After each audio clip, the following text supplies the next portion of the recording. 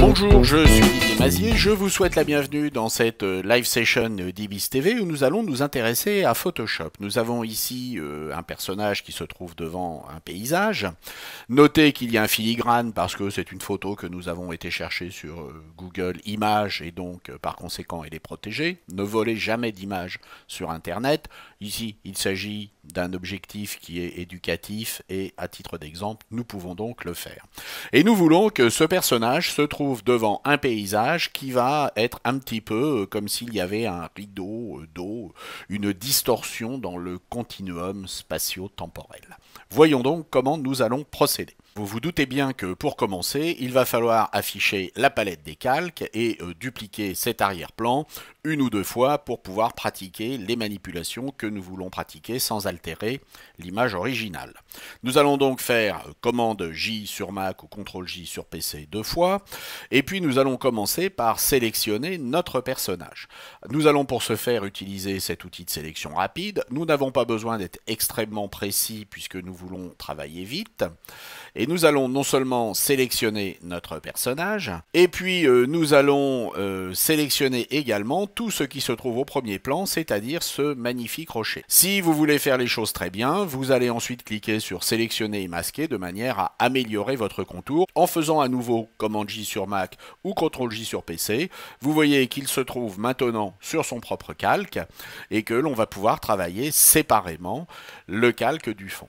Évidemment, sur le calque du fond, il va falloir supprimer notre personnage. Nous allons donc récupérer la sélection de ce personnage. Avec la touche commande ou contrôle, en cliquant sur la vignette, nous récupérerons les pixels. Et nous allons ici faire quelque chose d'intéressant, c'est que nous allons aller modifier cette sélection en la dilatant.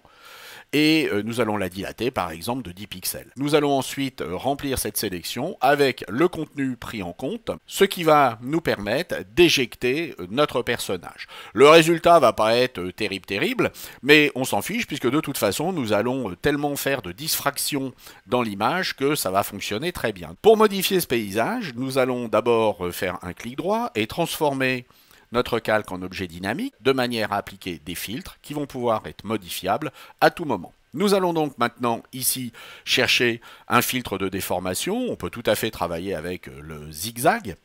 Et avec ce zigzag, nous allons définir ce que nous voulons faire. Ici, les réglages sont en fonction de ce que vous voulez faire, de ce que vous voulez obtenir, et les résultats seront bien entendu très différents en fonction du choix que vous opérerez. Notez que vous pourrez toujours revenir sur ce réglage, double-clic vous permettra de le modifier, et puis vous pouvez également modifier en cliquant en bout de la palette le mode de fusion, c'est-à-dire trouver un mode de fusion qui va être légèrement différent, mode produit, etc. Et travailler, si vous le souhaitez, également sur l'opacité. Nous allons donc maintenant faire réapparaître notre personnage et nous avons bien un personnage qui se trouve devant un paysage qui est quelque part en distorsion par rapport au continuum spatio-temporel. Il faut qu'il y ait toujours un personnage en premier plan et puis des objets de référence. Par exemple ici, nous avons une autre image avec un personnage, et bien nous garderions des objets en premier plan de référence. Alors ça pourrait être notre personnage, bien entendu, puisqu'il faut que nous ayons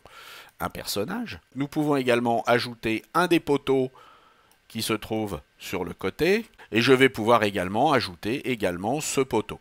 Nous allons procéder exactement de la même façon, c'est-à-dire dupliquer ce personnage sur son propre calque. Nous allons également ici dupliquer notre arrière-plan copie, récupérer la sélection qui vient de notre personnage. Nous allons ensuite modifier cette sélection en la dilatant de 10 pixels et nous allons supprimer ce qui se trouve sur cette image en remplissant avec du contenu pris en compte. Une fois que ceci aura été fait, vous voyez que nous avons ici maintenant une image générale où il n'y a absolument rien. Nous allons pouvoir appliquer un filtre. Donc nous allons revenir sur le fixe zigzag en le modifiant. Notez également que lorsque vous avez utilisé un filtre, vous pouvez également l'atténuer une fois que c'est fait. C'est-à-dire qu'ici, on va voir un petit peu ce qui peut se passer en termes d'atténuation.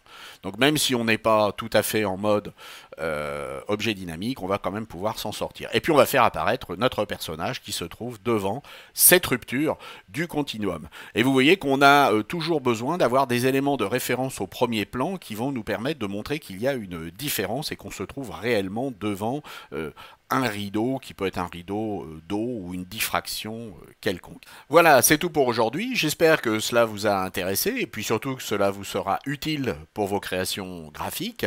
Et je vous dis à très bientôt. Au revoir.